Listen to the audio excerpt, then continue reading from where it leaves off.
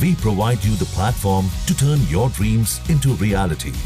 Give wings to your aspirations with KR Mangalam University.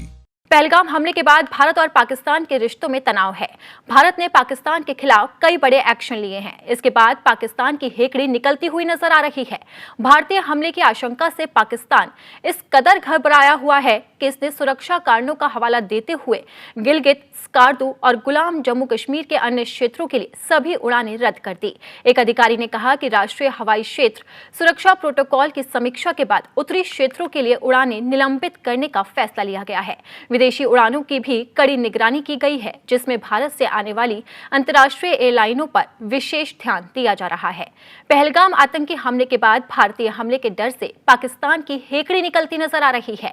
PM Narendra Modi की रक्षा मंत्री, NSA और देश के सैन्य प्रमुखों के साथ हुई बैठक से पाकिस्तान में हाहाकार मचा हुआ है। पिछले 24 घंटे में पाकिस्तान की सेना और राजनीतिक हलके से लेकर मीडिया तक की जो प्रतिक्रिया सामने आई है, उससे वहां की स्थिति का पता चल रहा है।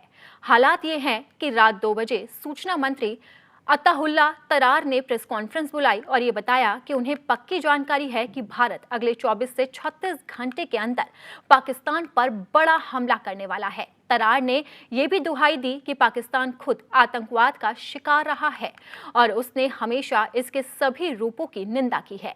तरार से पहले रक्षा मंत्री ख्वाजा आसिफ ने कहा था कि अगर कुछ भी हो तो 2-3 दिनों के अंदर ही हो जाएगा।